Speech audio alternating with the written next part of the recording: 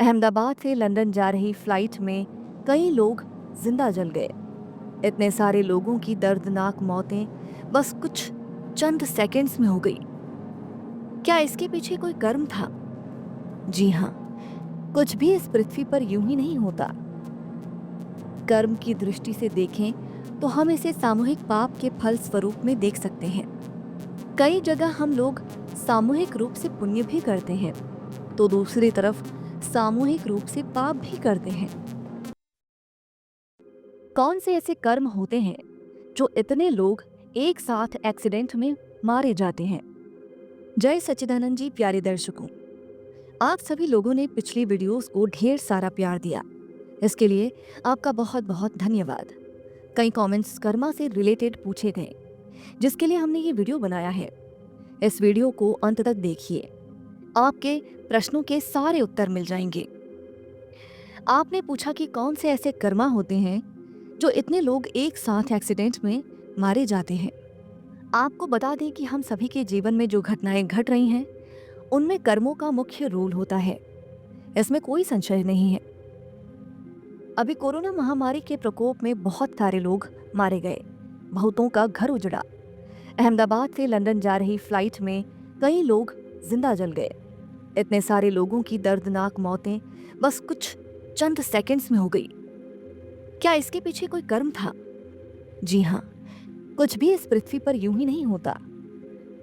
कर्म की दृष्टि से देखें तो हम इसे सामूहिक पाप के फल स्वरूप में देख सकते हैं।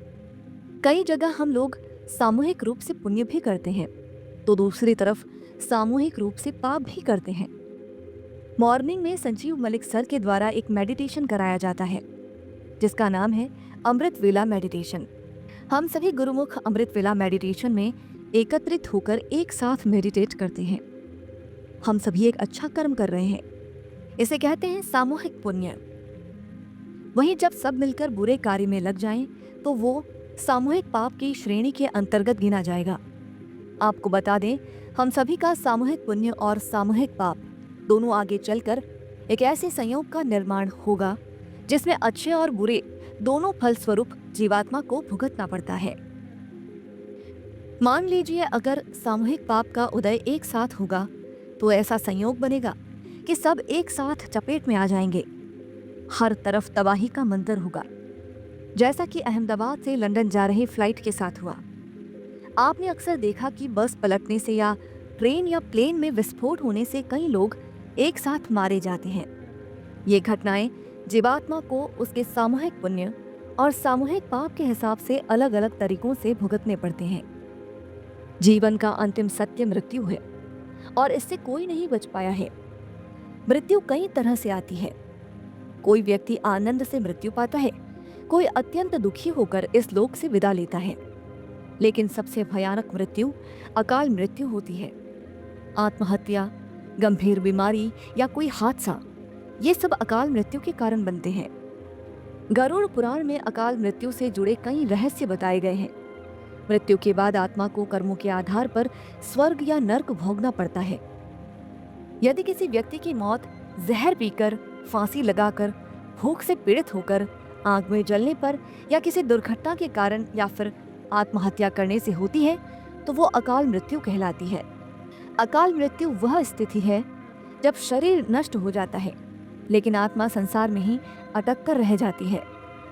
हम देखते हैं कि आए दिन लोग सड़क दुर्घटना या फिर किसी आपदा का शिकार हो जाते हैं और अपनी जान गंवा बैठते हैं।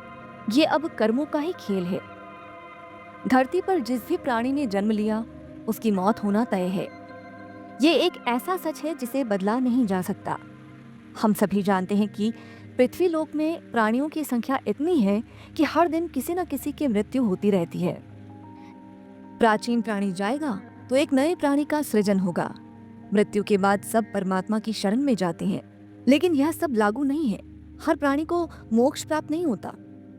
इसमें से कुछ ऐसे भी होते हैं जिनकी आत्मा सदियों तक पृथ्वी लोक में ही भटकती रहती है, और इसका कारण है उनकी अकाल मृत्यु होना, यानी भगवान का दिया हुआ पूरा जीवन न जीना।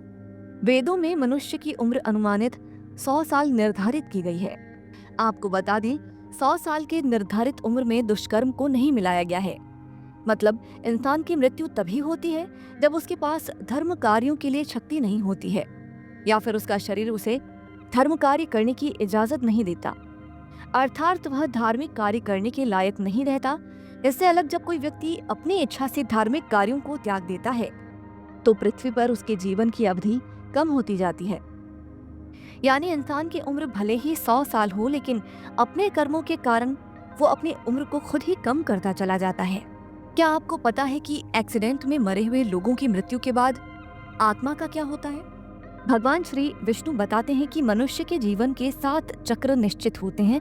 जो मनुष्य इस चक्र को पूरा नहीं कर पाते, ऐसे में मनुष्य अकाल मृत्यु को प्राप्त हो जाते हैं। अचानक मृत्यु होने की वजह से मोह माया, इच्छा और तृष्णा बनी रहती है जो कभी पूरी नहीं हो पाती। ऐसे में शरीर तो नष्ट हो जाता है, लेकिन अकाल मृत्यु प्राप्त होने वाली आत्माएं धरती पर अपने परिजनों और जीवित लोगों को कष्ट पहुंचाती रहती है और अपनी तृष्णा पूरी करने की कोशिश करती हैं। प्राकृतिक मौत से मरने वाले मनुष्य को 41 दिन में दूसरा शरीर प्राप्त हो जाता है, लेकिन इसके विपरीत अकाल मृत्यु को प्राप्त व्यक्ति भूत, प्रेत, पिशाच, राक्षस, बेताल और छत्रपाल योनि में भटकता रहता है। उनकी आत्मा को जल्दी ही शांति नहीं मिलती। अकाल मृत्यु में आत्महत्या को सबसे निकृष्ट माना जाता है। आत्महत्या को हमारे हिंदू ग्रंथों के अनुसार सबसे घिनौना कृत्य बताया गया है। भगवान श्री विष्णु जी ने गरुड़ पुराण में आत्महत्या को ईश्वर का निरादर करना और अपमान करना बताया गया है। आत्महत्या करने वाले मनुष्य की आत्मा पृथ्वी लोक पर तब तक भटकती रहती है जब तक कि वह प्रकृति द्वारा निर्धारित अपने जीवन चक्र को पूरा नहीं कर लेती। ये घोर कृत्य एक किस्म की सजा है। इस प्रकार की आत्मा को ना तो नरक लोक में जगह मिलती है और ना ही स्वर्ग लोक में। इस प्रकार की आत्मा को मरने के बाद भी सबसे कष्टदायक स्थिति से गुजरना पड़ता है। जिस व्यक्ति की मृत्यु निकट हो तो उसको अपने आसपास कुछ सायों के मौजूद होने का एहसास होता है, जैसे बिना किसी के होते हुए भी अपना कोई प्रियजन समझकर आवाज देता हो। ऐसे व्यक्तियों को अपने पूर्वज, पितर और कई मृत व्यक्ति भी नजर आते रहते हैं। जिन लोगों की मृत्यु निकट होती है वे अपनी छाया को भी खुद से अलग दिखने लगते हैं। उनको ऐसा लगता है कि हमारी छाया हमसे अलग क्रियाकलाप कर रही है। दोस्तों, angelic prediction series by Sanjeev Malik को बहुत सारा प्यार देने के लिए बहुत बहुत धन्यवाद। अगर आप भी आत्मकल्याण के रास्ते पर चलना चाहते हैं, यदि आप भी अपने इस जीवन को श्री गुरु महाराज जी के श्री चरणों में समर्पित कर अपनी आत्मा की सद्गति चाहते हैं, तो हमारे इस चैनल को अभी सब्सक्राइब कर लीजिए। हमारे नए वीडियो की नोटिफिकेशन आप तक पहुंच जाएगी।